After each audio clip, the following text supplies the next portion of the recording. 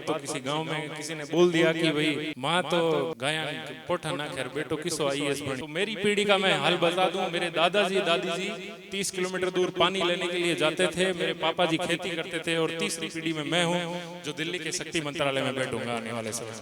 सर्वप्रथम विद्या की देवी माँ शारदे को नमन करता हूँ मैं। मंच पर उपस्थित सभी महानुभाव, गांव के बुजुर्गगण, युवा साथियों और प्यारे बच्चों, हम आज शिक्षा पे बात करने के लिए यहाँ पर उपस्थित हुए हैं। सभी लोग दूर दूर से चल करके शिक्षा पे चर्चा करने के लिए यहाँ उपस्थित हुए हैं। मेरा वैसे भी भाषण केवल 5 मिनट का होता है, क्योंकि लंबी बातें खींचने से लोगों के दिमाग में घुसना बंद हो जाती है, सबका ध्यान इधर उधर जाने लगता है। सबसे पहले तो दिमाग से ये सारे बच्चे निकाल दे कि सरकारी स्कूलों से अफसर नहीं बना करते, क्योंकि मैं इतने दावे के साथ ये इसलिए कह रहा हूं क्योंकि 10वीं क्लास तक मैं खुद सरकारी स्कूल से पढ़ा हूं। दूसरा, ये दिमाग से निकाल दे कि किसानों के बच्चे नहीं बनते, मेरे पापा जी किसान है। तीसरे, ये निकाल दे कि जिनके मम्मी पापा नहीं पढ़े हुए थे वो बच्चे अफसर नहीं बनते। मेरे पापा ने 10वीं क्लास पढ़ाई, स्कूल की पढ़ाई 10वीं क्लास तक की है, और मेरी मम्मी स्कूल नहीं गई है।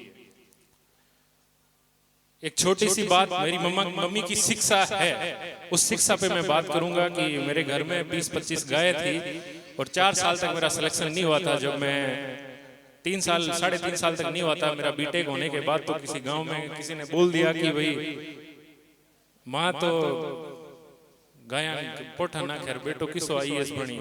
मम्मी के वो बेटे को आईएएस बनाने के लिए मैं पूरे गांव के गोबर डाल दूंगी, लेकिन मैं कभी पीछे नहीं हटूंगी। शिक्षा में केवल इतना सही है कि 2-3 चीजें मैं हर जगह में बोलता हूं कि जो सबसे पहले तो आपको ठानना होगा बनना क्या है। आपको बनने का मतलब ये नहीं है कि केवल आईएएस आईपीएस यही बनेंगे, नहीं, ऐसा नहीं है। सरकारी कर्मचारी बनेंगे ऐसा भी नहीं है। आप जिंदगी में आप अच्छे स्पोर्ट्स में जाना चाहते हैं, आप ओलंपिक खेलने का मन बना लीजिए तो कितना अच्छा होगा, यदि किसी के दिमाग में है खेलने का।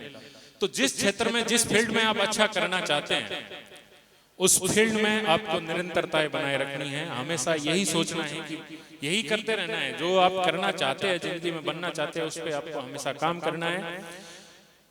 दूसरा, आप जो काम कर रहे हैं उस काम में आपका अनुशासन होना चाहिए। अनुशासन का मतलब यहाँ तक है मेरा कि कोई नहीं भी, ऐसे नहीं है कि मैं कोई जब लोग देख रहा है तो मैं एकदम अनुशासित सही ढंग से कर रहा हूँ। अनुशासन अपने आप से पूछना कि जो मैं करना बनना चाह रहा हूं उसके लिए मैं कुछ कर रहा हूं क्या। उसका जवाब हाँ आए तो आप सही दिशा में, उसका जवाब ना आए तो अपनी मेहनत में थोड़ा और लगना होगा। तीसरा है कि जो आप कर रहे हैं उसमें कभी दिमाग में ये नहीं आना चाहिए कि नहीं यार मेरा नहीं होगा, यानी कि सकारात्मक सोच के साथ हमको आगे बढ़ना है। हमेशा ऑप्टिमिस्टिक रहना है। कोई ऐसे नहीं कि जो मेरे में कमी है उसको निकालना तो है, लेकिन कमी को लेकर बैठ नहीं जाना है। उसके बाद भी मेनली जो असफलताएं आपको मिलती है वो केवल कंपटीशन में मिलती है, क्योंकि वहां सीटें फिक्स होती है। कंपटीशन जो एग्जाम्स होते हैं उनके अलावा कोई भी ऐसा फील्ड नहीं है जिसकी सीटें फिक्स है। आप बिजनेसमैन बनना चाहते हैं, उसकी कोई सीट फिक्स नहीं है। यदि आप जीवन में कुछ आगे बढ़ने, खेलना चाहते हैं, खेलने के लिए कहां सीटें फिक्स है। आप यदि ओलंपिक एथलीट बनना चाहते हैं, उसकी कोई सीटें फिक्स नहीं है।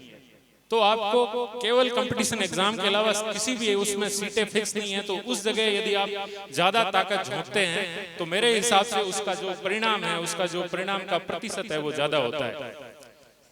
बस मैं एक छोटी सी बात मेरे जो बुजुर्गों से मैं करना चाहूंगा कि गांव में जो कुछ भी कर रहे हैं, जो कुछ आगे बढ़ने की कोशिश कर रहे हैं, उनको हमेशा ये कहो कि हाँ बेटा कुछ कर लेगा तू। कभी ये मत पूछो कि क्या करेगा, ये दिमाग में नहीं आना चाहिए। आपके दिमाग में नहीं आएगा तो बच्चों के भी दिमाग में नहीं आएगा, और उससे पॉजिटिविटी आती है, उससे आप आगे बढ़ते हैं।